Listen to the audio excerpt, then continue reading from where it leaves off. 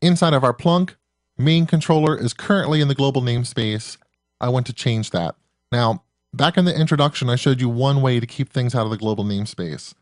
And one way to do that is I could surround all of this code with an IFI, an immediately invoked function expression. So I will just apply the proper parentheses, and then I will try to beautify this code so that the indentation is correct.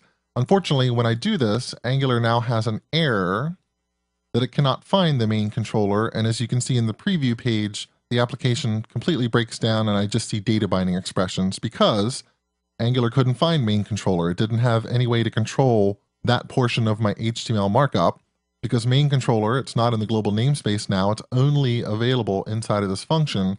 If I want Angular to be able to use this controller, I'm going to need to create a module. I'm going to need to stick this controller in the module. So let me do this starting backwards.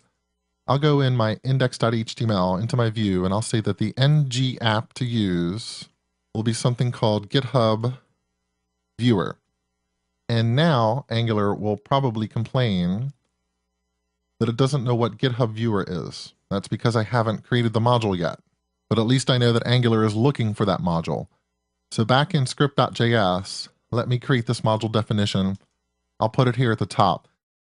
Now, many people, when they're working with Angular applications, what they will do is keep each component that they write in a separate .js file.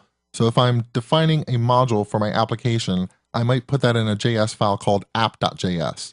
And I would put main controller in main controller.js. And then a second controller that I create goes in second controller.js. And this works out really well for development because we don't want all of our JavaScript code inside of one file. It can be thousands and thousands of lines. Instead, we break our JavaScript into separate files and each file has an individual component. But I'm just going to create the module in the same file as my controller just to keep things a little bit simple. And later in the course, we'll use multiple JavaScript files. So I will assign angular.module to a variable called app, and you can call that variable whatever you want. The name of the module is GitHub Viewer.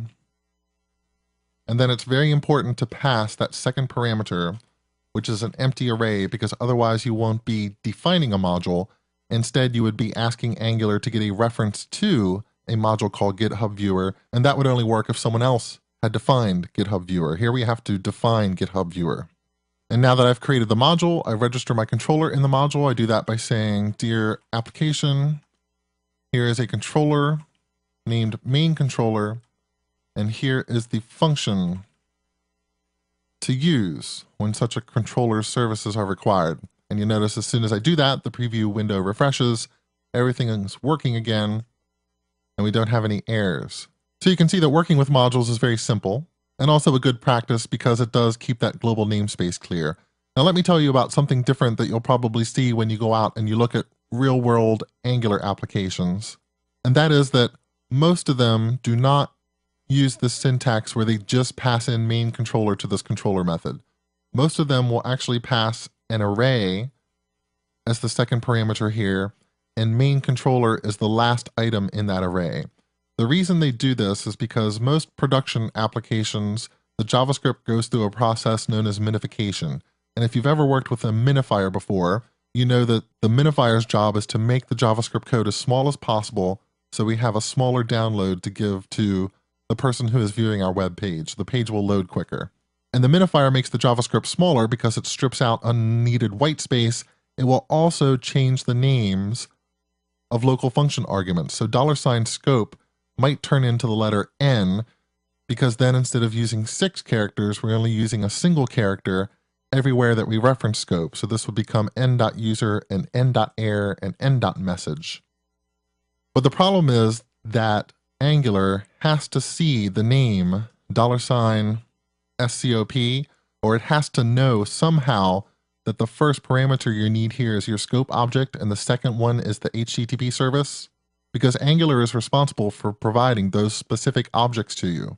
And one way to tell Angular about that and still run a minifier that can change the names willy-nilly is to, when you register the controller, you pass in the parameters that it is going to require. So here I am telling Angular that when you create the main controller, it's going to need 2 parameters, scope and HTTP. So pass those in here regardless of what those actual function argument names are. So not something we have to worry about in this course. This is just a little note to let you know when you move to production someday in the future and you go to minify your files and everything starts breaking, it's probably because you need to come back and tell Angular more explicitly about the dependencies that things like your controllers need.